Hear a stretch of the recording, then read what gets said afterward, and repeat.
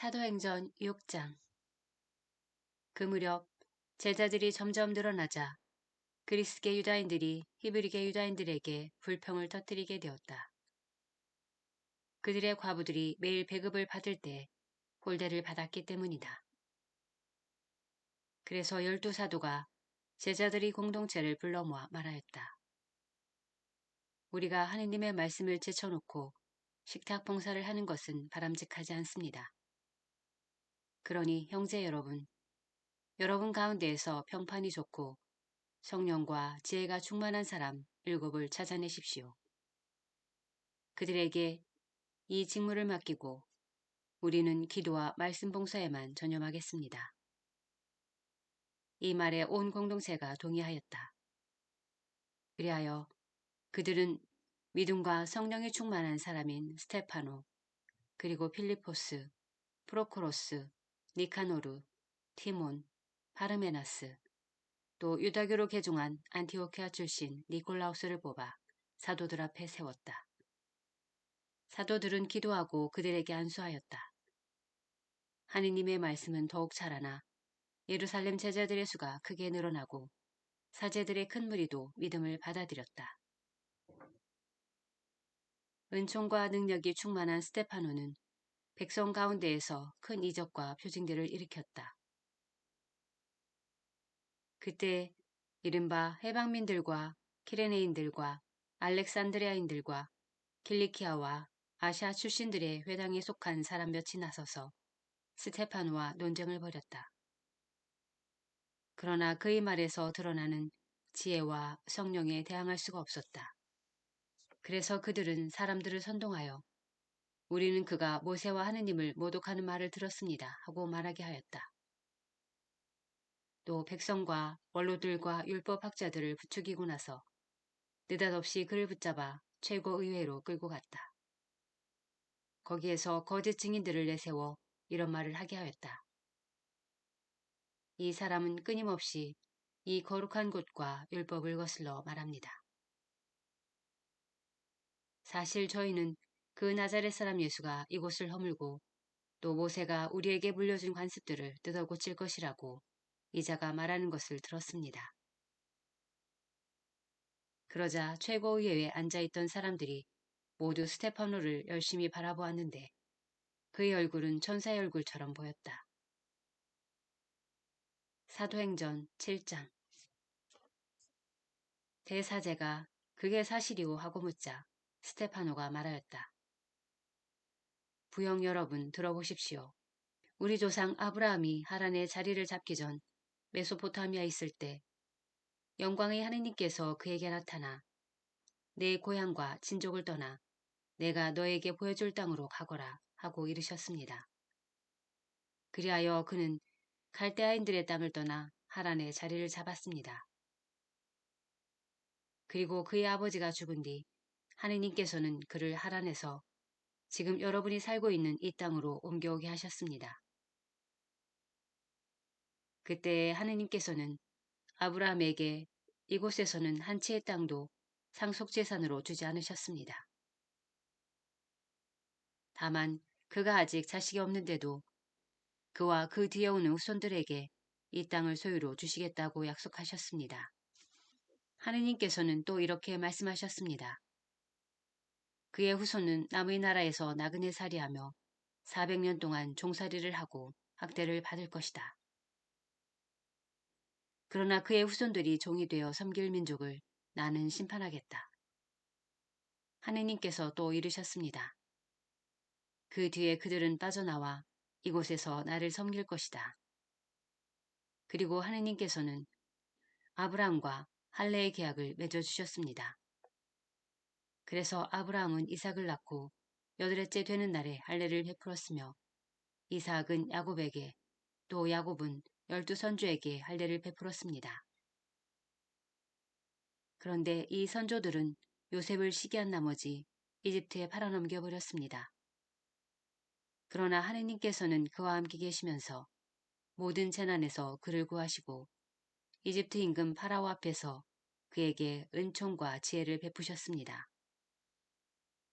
그리하여 파라오는 그에게 이집트와 자기와 온 집안을 다스리게 하였습니다. 그때 온 이집트와 가나안에 기근이 닥쳐 재난이 극심하였는데 우리 조상들도 양식을 얻지 못하였습니다. 야곱은 이집트에 곡식이 있다는 말을 듣고 우리 조상들을 처음으로 그리 보내셨습니다. 그리고 두 번째로 보냈을 때 요셉은 형제들에게 자기가 누구인지 밝혔습니다.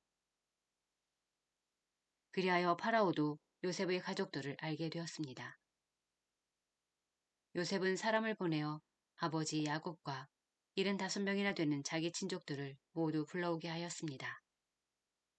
그래서 야곱이 이집트로 내려갔습니다.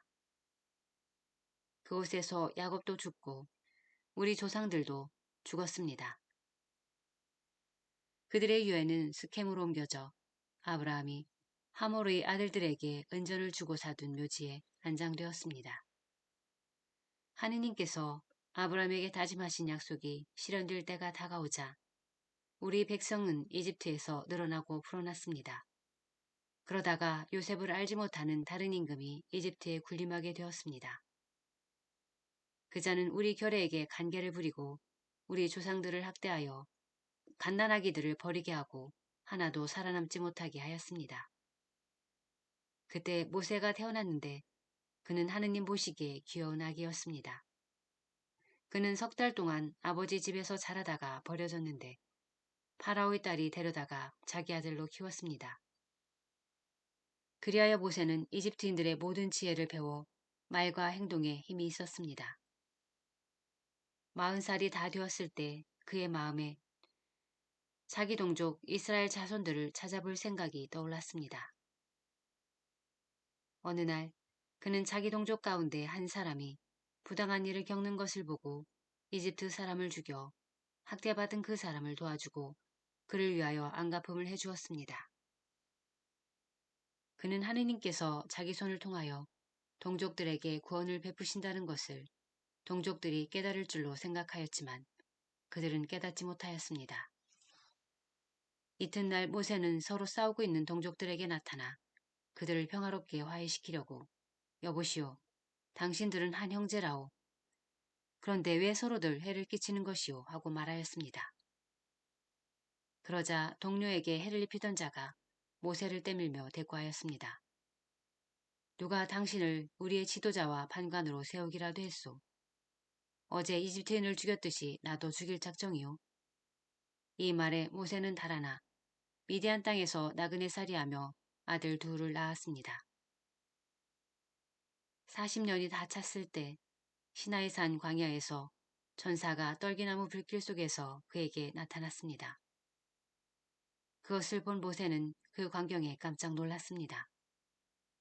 그래서 자세히 보려고 가까이 가는데 주님의 목소리가 들렸습니다. 나는 내 조상들의 하느님, 곧 아브라함과 이스하악과 야곱의 하느님이다. 모세는 몸이 떨려 자세히 볼 엄두도 내지 못하였습니다. 그때 주님께서 모세에게 이르셨습니다. 네가 서 있는 곳은 거룩한 땅이니 네 발에서 신을 벗어라. 나는 이집트에 있는 내 백성의 고난을 똑똑히 보았고 그들의 신음소리를 들었다. 그래서 나는 그들을 구해내려고 내려왔다. 이제 가거라. 내가 너를 이집트로 보낸다. 이 모세를 누가 당신을 지도자와 판관으로 세우기라도 했소 하며 사람들이 배척한 이 사람을 하느님께서는 딸기나무에 나타난 그 천사를 시켜 지도자와 해방자로 보내셨습니다. 이 사람이 이집트 땅과 홍해에서 또 40년 동안 광야에서 이적과 표징들을 일으키며 그들을 이끌어냈습니다. 하느님께서는 너희 동족 가운데에서 나와 같은 예언자를 일으켜 주실 것이다 하고 이스라엘 자손들에게 말하니가 바로 이 모세입니다.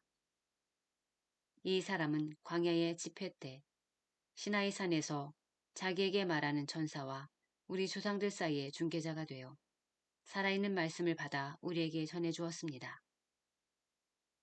그러나 우리 조상들은 그에게 순종하려고 하지 않았을 뿐만 아니라 그를 제쳐놓고 마음은 다시 이집트로 돌아가고 있었습니다. 그러면서 아론에게 말하였습니다. 앞장서서 우리를 이끄실 신들을 만들어 주십시오. 우리를 이집트 땅에서 데리고 나온 저 모세는 어떻게 되었는지 모르겠습니다. 그때 그들은 송아지를 만들어 그 우상에게 희생 제물을 바치고 자기들의 손으로 만든 작품들을 얻고 즐거워하였습니다. 그리하여 하느님께서는 그들을 외면하시고 그들이 하늘의 군대를 섬기게 내버려 두셨습니다. 이는 예언자들의 책에 기록된 그대로입니다. 이스라엘 집안아, 너희가 광야에서 지낸 40년 동안 나에게 번제물과 희생제물을 바친 적이 있느냐? 너희는 오히려 몰록의 천막과 너희 레판 신의 별을 곧 너희가 경배하려고 스스로 만들어낸 상들을 떼매고 다녔다. 그러므로 내가 너희를 바빌론 너머로 유배를 보내리라. 우리 조상들은 광야에 있을 때에 증언의 천막을 가지고 있었습니다. 모세에게 말씀하신 분께서 지시하신 대로 자기가 본 모형에 따라 모세가 만든 것입니다. 이 천막을 물려받은 우리 조상들은 하느님께서 자기들 앞에서 쫓아내신 다른 민족들의 땅을 차지할 때 여호수아와 함께 그것을 가지고 들어와 다윗 시대까지 이르렀습니다. 다윗은 하느님의 총애를 받은 사람으로서 야곱 집안을 위하여 하느님의 거처를 마련해달라고 간구하였지만 하느님을 위하여 집을 지은 사람은 솔로몬이었습니다. 그러나 지극히 높으신 분께서는 사람의 손으로 지은 집에는 살지 않으십니다. 이는 예언자가 말한 그대로입니다. 하늘이 나의 어좌요, 땅이 나의 발판이다. 너희가 나에게 무슨 집을 지어주겠다는 것이냐? 주님께서 말씀하신다. 또 나의 안식처가 어디 있느냐? 이 모든 것을 내 손이 만들지 않았느냐? 목이 뻣뻣하고 마음과 귀에 할례를 받지 못한 사람들이여. 여러분은 줄곧 성령을 거역하고 있습니다. 여러분도 여러분의 조상들과 똑같습니다. 예언자들 가운데 여러분의 조상들이 박해하지 않은 사람이 어디 있습니까? 그들은 의로우신 분께서 오시리라고 예고한 이들을 죽였습니다. 그런데 이제 여러분은 그 의로우신 분을 배신하고 죽였습니다. 여러분은 천사들의 지시에 따라 율법을 받고도 그것을 지키지 않았습니다. 그들은 이 말을 듣고 마음에 화가 치밀어 스테파노에게 이를 갈았다. 그러나 스테파노는 성령이 충만하였다. 그가 하늘을 유심히 바라보니 하느님의 영광과 하느님 오른쪽에 서 계신 예수님이 보였다. 그래서 그는 보십시오. 하늘이 열려 있고 사람의 아들이 하느님 오른쪽에 서 계신 것이 보입니다. 하고 말하였다. 그들은 큰 소리를 지르며 귀를 막았다. 그리고 일제히 스테파노에게 달려들어 그를 성 밖으로 몰아내고서는 그에게 돌을 던졌다. 그 증인들은 겉옷을 벗어 사울이라는 젊은이 발 앞에 두었다. 사람들이 돌을 던질 때 스테파노는 주 예수님, 제 영을 받아주십시오 하고 기도하였다. 그리고 무릎을 꿇고 큰 소리로 주님 이 죄를 저 사람들에게 돌리지 마십시오 하고 외쳤다. 스테파노는 이 말을 하고 잠들었다. 사도행전 8장. 사울은 스테파노를 죽이는 일에 찬동하고 있었다. 그날부터 예루살렘 교회는 큰 박해를 받기 시작하였다. 그리하여 사도들 말고는 모두 유다와 사마리아 지방으로 흩어졌다. 독실한 사람 몇이 스테파노의 장사를 지내고 그를 생각하며 크게 통곡하였다. 사울은 교회를 없애버리려고 집집마다 들어가 남자든 여자든 끌어다가 감옥에 넘겼다. 한편 흩어진 사람들은 이곳저곳 돌아다니며 말씀을 전하였다. 필리포스는 사마리아 골로 내려가 그곳 사람들에게 그리스도를 선포하였다. 군중은 필리포스의 말을 듣고 또 그가 일으키는 표징들을 보고 모두 한마음으로 그가 하는 말에 귀를 기울였다. 사실 많은 사람에게 붙어있던 더러운 영들이 큰 소리를 지르며 나갔고 또 많은 중풍병자와 불구자가 나았다. 그리하여 그 고을에 큰 기쁨이 넘쳤다. 그 고을에는 전부터 시몬이라는 사람이 살고 있었는데 그는 마술을 부려 사마리아 백성을 놀라게 하면서 자기가 큰 인물이라고 떠들어댔다. 그리하여 아이에서 늙은이에 이르기까지 모두 이 사람이야말로 위대한 힘이라고 하는 하느님의 힘이다. 하며 그의 말에 귀를 기울였다. 사람들이 그의 말에 귀를 기울인 것은 그가 오랫동안 마술로 그들을 놀라게 하였기 때문이다. 그러나 그들은 하느님의 나라와 예수 그리스도의 이름에 관한 복음을 전하는 빌립보스를 믿게 되면서 남자 여자 할 것 없이 세례를 받았다. 시몬도 믿게 되었다. 그는 세례를 받고 빌립보스 곁을 떠나지 않으면서 여러 표징과 큰 기적이 일어나는 것을 보고 놀라워하였다. 예루살렘에 있는 사도들은 사마리아 사람들이 하느님의 말씀을 받아들였다는 소식을 듣고 베드로와 요한을 그들에게 보냈다. 베드로와 요한은 내려가서 그들이 성령을 받도록 기도하였다. 그들이 주 예수님의 이름으로 세례를 받았을 뿐 그들 가운데 아직 아무에게도 성령께서 내리지 않으셨기 때문이다. 그때 사도들이 그들에게 안수하자 그들이 성령을 받았다. 시몬은 사도들의 안수로 성령이 주어지는 것을 보고 그들에게 돈을 가져다 바치면서 저에게도 그런 권능을 주시어 제가 안수하는 사람마다 성령을 받을 수 있게 해주십시오 하고 말하였다. 베드로가 그에게 대답하였다. 그대가 하느님의 선물을 돈으로 살 수 있다고 생각하였으니 그대는 그 돈과 함께 망할 것이요. 하느님 앞에서 그대의 마음이 바르지 못하니 이 일에 그대가 차지할 몫도 자리도 없어. 그러니 그대는 그 악을 버리고 회개하여 주님께 간구하시오. 혹시 그대가 마음에 품은 그 의도를 용서받을 수 있을지도 모르오. 내가 보기에 그대는 쓴 쓸개즙과 불의의 포승 속에 갇혀 있소. 그러자 시몬이 대답하였다. 여러분께서 말씀하신 일이 저에게 벌어지지 않도록 저를 위하여 주님께 간구해 주십시오. 베드로와 요한은 주님의 말씀을 증언하고 전파한 뒤 예루살렘으로 돌아가면서 사마리아의 많은 마을에 복음을 전하였다. 주님의 천사가 빌립보스에게 말하였다. 일어나 예루살렘에서 가자로 내려가는 길을 따라 남쪽으로 가거라. 그것은 외딴 길이다. 빌립보스는 일어나 길을 가다가 에티오피아 사람 하나를 만났다. 그는 에티오피아 여왕 칸다케인의 시로서 그 여왕의 모든 재정을 관리하는 고관이었다. 그는 하느님께 경배하러 예루살렘에 왔다가 돌아가면서 자기 수레에 앉아 이사야의 연설을 읽고 있었다. 그때 성령께서 빌립보스에게 가서 저 수레에 바싹 다가서라 하고 이르셨다. 빌립보스가 달려가 그 사람이 이사야의 연설을 읽는 것을 듣고서 지금 읽으시는 것을 알아듣습니까? 하고 물었다. 그러자 그는 누가 나를 이끌어주지 않으면 내가 어떻게 알아들을 수 있겠습니까? 하고서 빌립보스에게 올라와 자기 곁에 앉으라고 청하였다. 그가 읽던 성경 구절은 이러하였다. 그는 양처럼 도살장으로 끌려갔다. 털 깎는 사람 앞에 잠자코 서 있는 어린 양처럼 자기 입을 열지 않았다. 그는 굴욕 속에 권리를 박탈당하였다. 그의 생명이 이 세상에서 제거되어 버렸으니 누가 그의 후손을 이야기하랴. 내시가 빌립보스에게 물었다. 청컨대 대답해 주십시오. 이것은 예언자가 누구를 두고 하는 말입니까? 자기 자신입니까? 아니면 다른 사람입니까? 필리포스는 입을 열어 이 성경 말씀에서 시작하여 예수님에 관한 복음을 그에게 전하였다. 이렇게 그들이 길을 가다가 물이 있는 곳에 이르자 내시가 말하였다. 여기에 물이 있습니다. 내가 세례를 받는데 무슨 장애가 있겠습니까? 그러고 나서 수레를 세우라고 명령하였다.